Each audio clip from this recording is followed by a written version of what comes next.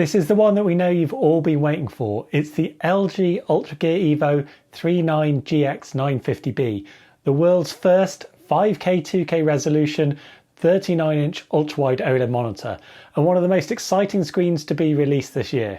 It offers an improved curvature, high resolution, and a wide range of new technologies and features compared with earlier OLED monitors of this size. And it's the first ultra-wide Tandem WOLED technology panel produced so far. It's also got a new AI Upscaling technology that we know a lot of you are interested in, so we'll show you that later on in this video too. It's a long-awaited new screen that's now available to order in some regions, and in this video we'll tell you about the key things that you need to know about it and share our hands-on experience and some of our main testing of the screen. A full technical review will be published on our website with loads more data and information. That's coming very soon once we've finished all of our testing. But for now, there's loads to tell you about this new screen without bogging it down or delaying it with too much detail.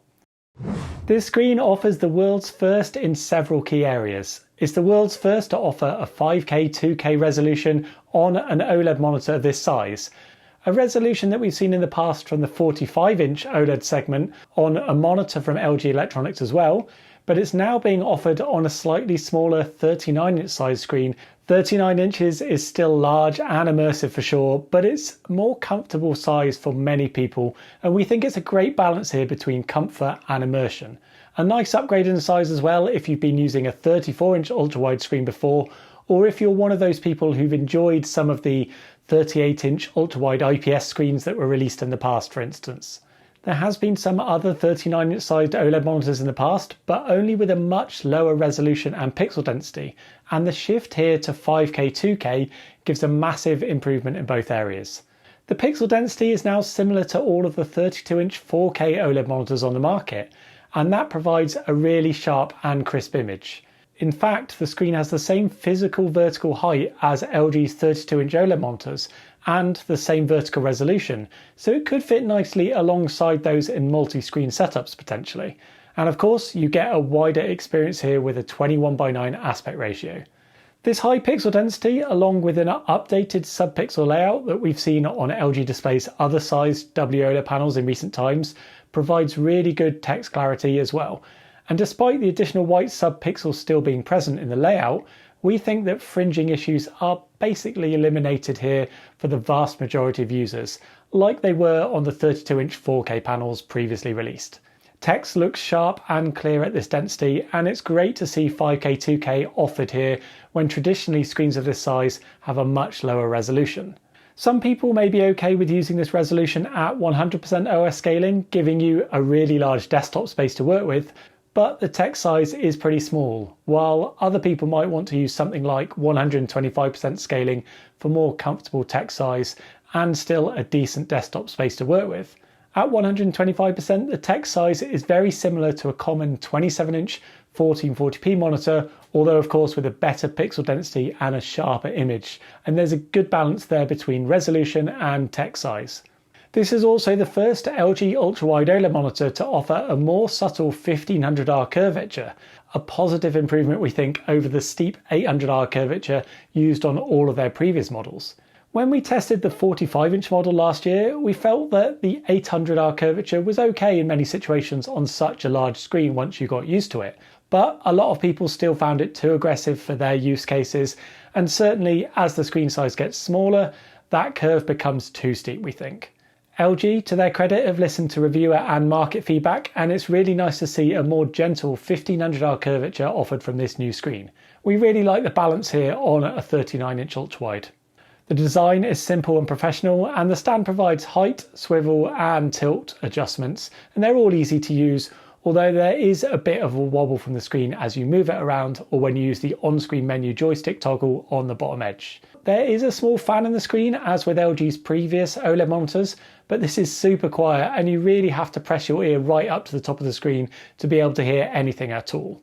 The on-screen menu provides a decent range of options and settings, although the OLED Care settings are very limited on this model, which is surprising in today's monitor market, although keeping in line with LG's previous OLED screens. Navigation of the menu is quick and easy though.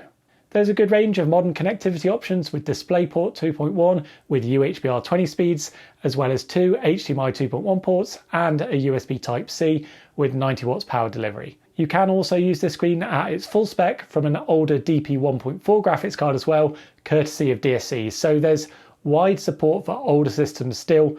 Just keep in mind the demands on your system for powering this spec for games.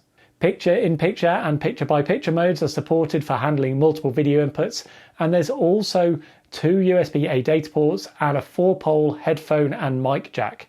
There's also some pretty decent integrated speakers as well, which are certainly useful for external devices that you might want to connect. The only things missing of note would be a KVM switch function, which seems like something that could be easily integrated in the future on new models, given that there's a USB-C connection, and perhaps maybe an ambient light sensor or motion sensor as well. Regardless, there's a good feature set here for those looking for a hybrid gaming and work screen. This is also the first ultra-wide OLED monitor to feature a new 4th gen primary RGB Tandem WOLED panel from LG Display, a technology that we've seen in a few 27-inch 1440p resolution monitors so far, but which is now making its way into other panel sizes and aspect ratios like this one. This latest generation of WOLED technology offers a whole host of benefits compared with earlier gen panels, which is what was used for LG's previous 39-inch OLED monitors. That includes improved SDR brightness, which we measured as reaching up to the advertised 335 nits in the uniform brightness mode, and a luminance improvement of 28% compared with earlier gen WOLED panels, like for instance the 45-inch ultrawide model that we reviewed last year. A further brightness boost is available in SDR when moving out of the uniform mode and using either the low or high brightness level setting, although you do then have to live with some ABL dimming as the content changes, but these modes are often useful for dynamic SDR content like gaming and movies if you want a brighter screen in certain circumstances. Keep in mind also that as a result of the amazing contrast of the OLED panel, the perceived brightness in SDR mode is equivalent here to an approximate 550 nits LCD monitor, even when using the uniform brightness mode, so that should be plenty bright enough for most users. The Tandem WOLED panel also offers improvements in HDR brightness and colours, with a 1500 nits peak brightness spec and certification under the VESA Display HDR 500 True Black tier, a step up in luminance requirements for HDR compared with the True Black 400 tier that earlier ultrawide monitors were certified under. There's a wide range of modes and settings available in HDR, with a selection of different preset modes to choose from, and two particular settings of note being the brightness level with choices for low and high, and the dynamic tone mapping option, which impacts the EOTF tracking and overall scene brightness quite significantly. Each preset mode is pre-configured with different settings for things like color temp and sharpness, and you can change these to suit in most modes as well. There's loads more detailed analysis and data coming in our technical review soon, but we measured a peak luminance reaching around 1430 nits in the high mode, with a reduced maximum luminance in the low mode as you'd expect, although that still reaches around 800 nits as well. Real scene brightness was very comparable between the low and high brightness modes for most scenes, but the high mode could reach noticeably brighter in the darkest lower APL scenes. That observation is supported by measurements of the average grayscale luminance as well, which are shown here. The EOTF tracking is generally good, although it's a little over brightened in dark to mid-tones, which does help with dark scene detail quite well, but is perhaps not quite as accurate as some people might like. This does vary in some of the other preset modes, which we'll explore more in our full review soon, but we found the Gamer 1 mode optimal overall, which is what we're going to be showing here in the rest of the slides. The dynamic tone mapping option serves to alter the EOTF tracking quite noticeably, causing some drastic over-brightening. This does increase the overall HDR brightness, as you can see here from the associated dotted lines on this graph from earlier, although the over-brightening causes some noticeable loss in detail as well in many situations, and we personally preferred the overall balance and detail with that turned off.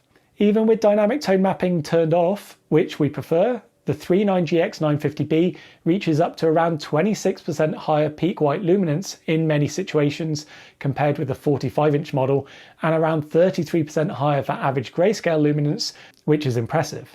There's been some decent improvements in brightness with this new Tandem panel, although we've seen some smaller sized Tandem WOLED panels reach even brighter in darker lower APL scenes.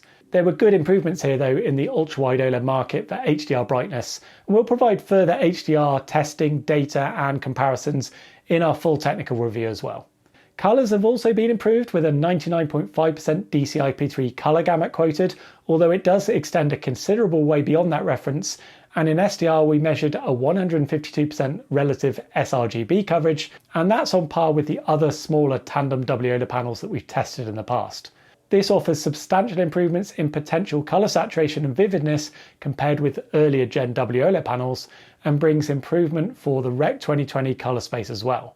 The Tandem WOLED panel also offers improved black depth and contrast in brighter rooms than the earlier generation WOLED technology as well, which is a big advantage of this new technology and a big benefit of Tandem WOLED in general. Panel coating is always a controversial topic, and we've seen plenty of people asking about a glossy version of this screen since it was originally announced in January. At the moment, there's no other 39-inch ultra-wide WOLED monitors announced using this new panel from any brand, and so this LG model and its matte anti-glare coating is the only choice currently. LG Display, the panel manufacturer, have indicated that a glossy version of the panel is available for monitor manufacturers to adopt if they want, so we'll have to wait and see whether any will be introduced at any point. It's always nice to have a choice, but personally I'm a little bit skeptical that a glossy coating would be desirable and practical on a curved screen like this, as the curve causes stretching and distorting of reflections, which could be especially distracting. We've seen that a little bit sometimes in the past on curved QD-OLED monitors in brighter room environments, and those have a glossy finish but also have some added anti-reflection properties as well. So a fully glossy solution like we've seen offered on some smaller WOLED panels could be even more challenging, we think. We'll reserve final judgment for if we ever see one produced, but I'm not convinced that a glossy is necessarily going to be the right choice on a curved screen myself, despite the promise of a clearer image. Some people will obviously feel different, I'm sure. This is just my opinion on the topic, but the point I'm trying to make here is that glossy isn't as simple when the screen is curved. Anyway, the matte anti-glare coating that's used here does a good job of handling glare and reflection as you'd hope, and it looks the same as earlier gen WOLED panels. One of the key new capabilities of the new monitors being launched in the UltraGear Evo lineup is the new AI Upscaling feature, an on-device technology which can upscale low resolution content to enhance detail and clarity, all without putting any additional strain on the source device. There's two settings for this mode in the menu, low and high. High obviously gives you the most noticeable improvements. Low is only a little bit different compared with the off setting we felt, so if you're going to use the AI upscaling, we think you might as well set it on high for maximum benefit in scenarios where it's supported. You can leave it enabled in the menu too, you don't have to worry about turning it off and on all the time for normal use. It will only kick in and activate when you're using the screen at a non-native resolution. It will just activate itself when the input signal is lower than the native, although that's a bit of a complicated topic unfortunately. Let's start by talking about the available modes and use cases, as this feature does behave a little bit differently to what we might expect. We'll summarise our findings up to the time of recording this video, but we'll provide any further updates and more data in our written review as well, which we can keep a bit more up to date more easily as it's a written format. From a PC input, if you want to use this feature, the tricky thing is getting the display to truly operate at a lower resolution. Most of the time actually, if you play a game at a low resolution, or even if you set a low resolution manually in Windows or your graphics card control panel, the GPU scales it back to the native 5K 2K resolution, and you end up with a different active signal to what you might expect. The AI upscaling feature can only work when the screen detects a non-native active signal, and you can check whether this is happening by looking at the Windows Advanced Display settings and in the information section on the on-screen menu, which confirms what the screen is seeing. We tested a range of low resolutions and refresh rates, and you can see the results here. 3440 by 1440 only operates with that as the actual signal resolution at 100Hz and 60Hz, and the AI upscaling only seems to work at 60Hz itself, but only by a small amount visually, probably because there's not a large difference to account for anyway. We're not sure why this shouldn't work at higher refresh rates, or if there's a good way to avoid the native 165Hz refresh rate from being scaled to 5K 2K in the active signal and rendering the upscaling feature inactive. We should say that in the menu you can still enable the function in the non-supported signals, it just won't make any difference visually at all, as behind the scenes it just won't be active. 2560 by 1080 isn't available as a native resolution in Windows to select in normal mode, but if we create one via NVIDIA Control Panel and a custom resolution, then it also appears as a 5K 2K signal at 165Hz, and at 100Hz and 60Hz it operates at 3440 by 1440 again, so it's the same result as that resolution and only works at 60Hz. It doesn't work at all in the dual mode operation where the screen thinks that 2560 by 1080 is now the native resolution due to the way this function operates. And so it won't upscale that anyway, and whenever you set anything lower, the GPU seems to scale it back to the same resolution again, and so AI upscaling just isn't available in dual mode, it seems. This means that for PC usage, there's very few scenarios where you can actually use this feature, unfortunately, with the most obvious one we were hoping to see being an improvement to the image quality and detail to 5K 2K-like levels when using perhaps the dual mode at 330Hz, but that doesn't work with the way this feature operates. You also don't seem to be able to use the dual mode function to give you access to higher refresh rates for things like 1080p perhaps. Those don't work either, just like the 165Hz mode hadn't. In normal 5K 2K mode, when you've got technologies like NVIDIA DLSS available, there's probably few scenarios where you'd ever really want to use this anyway for PC gaming, we think, as those technologies would provide more optimal upscaling of games that are rendered at a low resolution, while also handling things like UI elements at native resolution as well. Perhaps you might want to try and use it for video playback in Windows, but to achieve that, you've got a messy situation of having to manually set a supported low resolution and 60Hz refresh rate in order to get the AI upscaling to function. Again, for video, there are other upscaling approaches that you can take at a software level anyway, without having to make those changes all the time to your settings.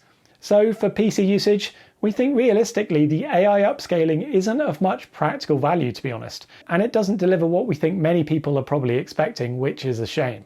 It's advertised as offering upscaling without straining your GPU, but we can't really see any scenarios where this is practically usable. However, where this feature does become of more value is for consoles, Blu-ray players, and external devices like streaming sticks and so on, which are thankfully a lot simpler. Where a device is outputting a signal at 1920 by 1080, so full HD, the screen detects that properly and can use the AI upscaling feature quite nicely. We tried it from an Xbox Series X set manually to 1080p in the display settings and found that when specifically set to 1080p resolution, both 60Hz and 120Hz worked, although 60Hz provided the most significant upscaling improvements to image quality. LG tell us that better support for 120Hz is coming soon. The Xbox Series X didn't offer a 1440p mode on the screen to test, so we couldn't test that, unfortunately. For input signals at 1080p, they get upscaled to an equivalent 4K resolution since 2160 pixels is the maximum vertical height of the panel, and they operate with a 16:9 aspect ratio, so really, on this model, it's 4K upscaling as opposed to 5K upscaling. But then having said that, for modern games consoles like the Xbox Series X and PS5, this begs the question as to whether you'd be actively setting a low resolution output, which you probably wouldn't, as you need a scenario where the output signal is sent to the screen at a low resolution for the upscaling to kick in. It seems that if you set the console to output at 4K 120Hz, even when you find a game which supports 120 FPS performance mode and use that, and then the game may be rendered at a low resolution where needed, the active signal that the console is sending is still 4K, and so that leaves the upscaling unavailable, unfortunately. We've not been able to test this with a PS5, but we do expect similar behaviour to what we saw on an Xbox Series X. So to use the upscaling feature, you'd have to manually set a low resolution in the console settings. Perhaps that's viable if you're primarily playing 120 FPS supported games and you know that the game's going to be rendered at that low resolution primarily most of the time. Older consoles and media players will likely be 1080p and 60Hz maximum anyway, so those are a bit simpler and you can use the upscaling feature more easily and with the most visual benefit too. For scenarios where upscaling is supported, primarily for 1080p 60Hz signals, we've captured the visual differences as best we can in these tests that we've been showing, demonstrations and side-by-side comparisons. Here's some photos of a game selection screen from the Xbox comparing the sharpness when set at 1080p with AI upscaling off and on high, and you can see that it does a decent job of sharpening things up. It looks less blurred when it's activated, but it's not quite as sharp as a true 4K input of course, but it's a decent mid-ground we thought. In dynamic content there's nice improvements as well, and these side-by-side demos hopefully capture some of that for you. Sometimes it's easiest to see the changes on a still image, just flicking between the off and the high modes like we've done here. You'll see that the on-screen menu flashes and changes colour when it's activated too. From a PC, if you were to set your graphics card to 1920 by 1080 at 60Hz, which is one of the few inputs which is handled properly, even in Windows Desktop you can see the changes quite nicely, with improved text clarity and sharpness. Where it is actually supported, mainly for non-4K external devices and consoles, we thought this upscaling function worked well and offered some good improvements to sharpness and image detail for low resolution content, which could be really handy for those scenarios. It's disappointing though that it doesn't work more broadly for PC inputs, although there are probably fewer usage scenarios there anyway, but it would have been ideal if we could have perhaps used it to improve the image quality in dual mode operation. We've fed all of this back to LG Electronics as well in case there's ways that they can improve PC support and other applications in the future as well. We'll keep our written review up to date if there's any changes at all. The 39GX950B is well suited to gaming, especially for titles which support a 21:9 ultra-wide aspect ratio, where you can enjoy the full widescreen experience and immersion of a large display like this. For 16:9 sources, including games consoles, once you set the correct aspect ratio option in the menu, the screen will scale the image and put black borders down the side, and it can support 4K content natively with 1:1 pixel mapping. The OLED panel offers the usual near instant response times that you'd expect, and there's a native 165Hz refresh rate which offers very good motion clarity combined with the excellent detail and sharpness that you get from high resolutions like this.